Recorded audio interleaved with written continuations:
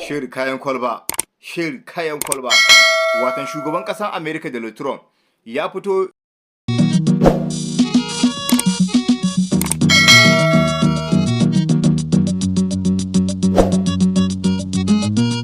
ya jaddada godiyarsa akan shugaban ƙasar Iran na soke hukuncin rataya akan waɗanda aka kama mace amanan ƙasa 'yan zanga-zanga da makamai, wanda shugaban ƙasar Iran da ya yanke musu hukuncin kisa ta hanyar rataya har mutum guda 800, daga baya sai ya soke wannan hukuncin ratayan,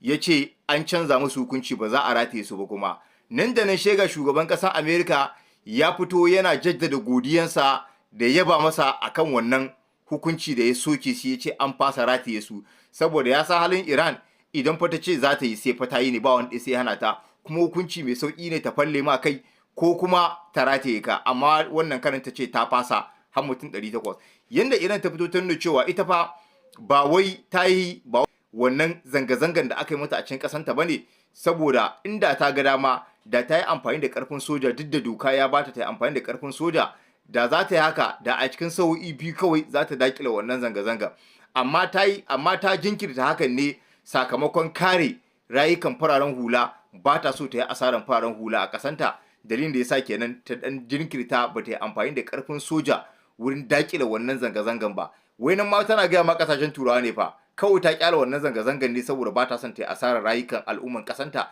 shi yasa ta jinkirta musu, ta ba abin a hankali, ta lalama har aka kawo karshen abin. Ba wai sun fi karfin ta bane, ba wai ma kirkin da suka shirya bane yayi aiki har wannan zanga-zangan ta yi tsawon lokaci zuwa haka, a'a ta ce kawai ta haka ne dan ta jinkirta. Kuma shi yasa ta ce yanzu ma mutum 800 da ta kama da makamai wa'anda aka turo su da yancin amana, yancin kasanta, aka yi amfani da su don wurin tada wannan tarzoma a kifar da gwamnatin.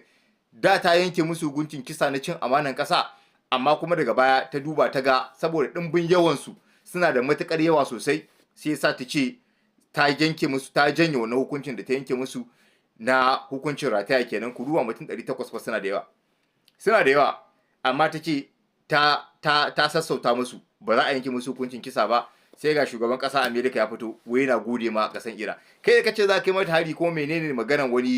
wani yaba mata? A inda kuma shugaba Donald Trump ya fito ya ayyana cewa fa duk wasu ƙasashe da suka mara mashi baya wurin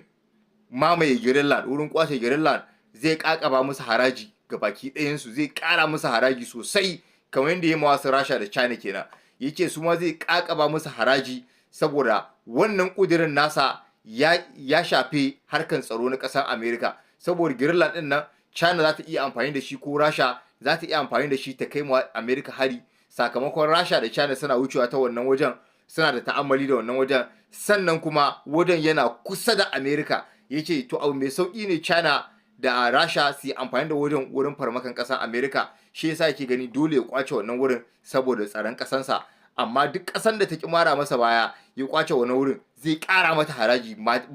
ba ƙaramin haraji yace zai ƙara ma wannan ƙasan ba, saboda ya musu barazana dole su zo, in suna son kan a sa musu haraji, kar abin ya fuskanci tattalin arzikin ƙasansu, to dole su zo su mara masa baya ya kwace wannan yankin, shi kenan sai a zauna lafiya. Amma fa Europe sun ce ƙarya ne, ƙasashen Europe sun ce komai zai faru sai dai faru, amma ba za su taɓa bari ba, sai dai yaƙi ta ɓarke a wannan lokacin. To ana ta takaddama dai a wannan lokacin. Allah ya sa mu ji